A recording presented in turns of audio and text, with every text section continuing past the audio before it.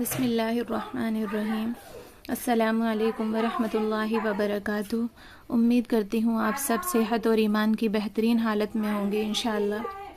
ابتدا میں آپ سب کو اور اپنے آپ کو اخلاص نیت کی نصیحت کرتی ہوں، کیونکہ وہ علم و وبال جان بن جائے گا قیامت کے دن، جس کا حصول میں نیت کا مقصود رضا الہی نہ ہو۔ آپ سب سے گزارش ہے اپنی نیت کو درست کر لیں کہ میں یہ عمل جو سیکھ رہی ہوں یہ محض اللہ تعالیٰ کی رضا کے لیے ہے۔ نحمدہ و نصلی علی رسولہ الکریم، اما بعد، فاعوذ باللہ من الشیطان الرجیم، بسم اللہ الرحمن الرحیم۔ رب اشرح لی صدری ویسر لی امری واحلل عقدۃ من لسانی یفقہوا قولی رب زدنی علما، آمین۔ آج ہم دعائے معصورہ کی مشق کریں گے۔ میں آپ کے سامنے اپنی اسکرین شیئر کرتی ہوں۔ دعائے معصورہ لکھی ہوئی ہے، اس کو ہم دیکھ کر پڑھنے کی کوشش کریں گے، ٹھیک ہے؟ پہلے آپ دیکھ لیجئے اور میں آپ کو اس کی صحیح مشق کراتی ہوں، ایک بار سن لیجئے پہلے۔ اللہم انی ظلمت نفسی ظلما کثیرا ولا یغفر الذنوب الا انت فاغفر لی مغفرة من عندک وارحمنی انک انت الغفور الرحیم۔ اس کا پہلا حروف ہے اللہم انی ظلمت نفسی، ٹھیک ہے؟ اللہم میں اللہ کے لام کو پر کر کے پڑھیں گے، میم پر تشدید ہے تو غنہ بھی کریں گے۔ اللہم انی ظلمت نفسی، یہ جو ذا ہے ظلمت میں ذا، اس کو پر کر کے پڑھنا ہے، ظلمت نہیں ہے، نہ تو یہ ذا ہے اور نہ ہی ذال ہے، ٹھیک ہے؟ ظلمت ہے، اس کا مخرج ہے زبان کی نوک اور سامنے والے دانتوں کا کنارہ آپس میں ٹچ ہوگا۔ زبان کی نوک کو سامنے والے دانتوں کے کنارے سے ثنائے علیہ سے لگائیں گے اور اس حروف کو ظلمتو کو پر بھی کریں گے، ذو کو۔ ذو حروف مستعلیہ میں سے ہے تو پر پڑھا جائے گا۔ ظلمتو پر کرنے کے لیے آپ ہونٹوں کو تھوڑا سا گول کریں گے اس کی ادائیگی میں۔ اللہم انی ظلمت نفسی، پروناؤنس کیجئے سب۔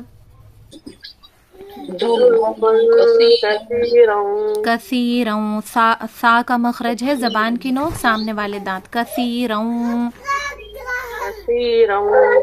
ولا یغفر الذنوب، ذال کا مخرج بھی وہی ہے جو سا کا مخرج ہے، ٹھیک ہے؟ یغفر الذنوب، ولا یغفر الذنوب، ذال نرمی کے ساتھ ادا ہوگی۔ ولا یغفر الذنوب، ولا یغفر الذنوب، الا انت فاغفر لی، فاغفر لی، الا انت فاغفر لی مغفرتم،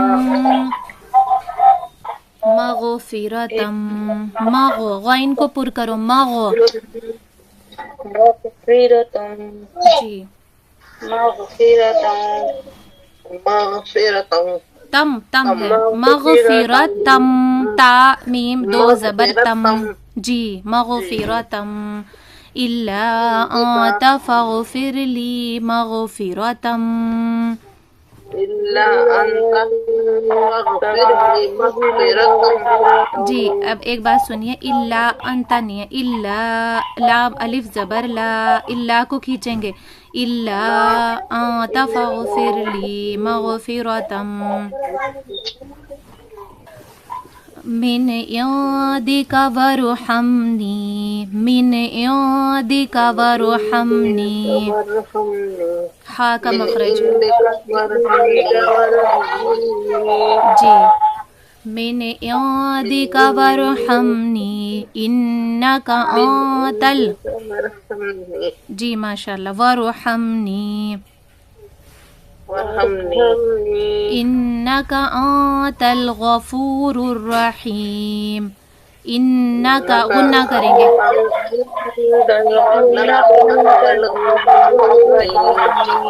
انک انت الغفور الرحیم۔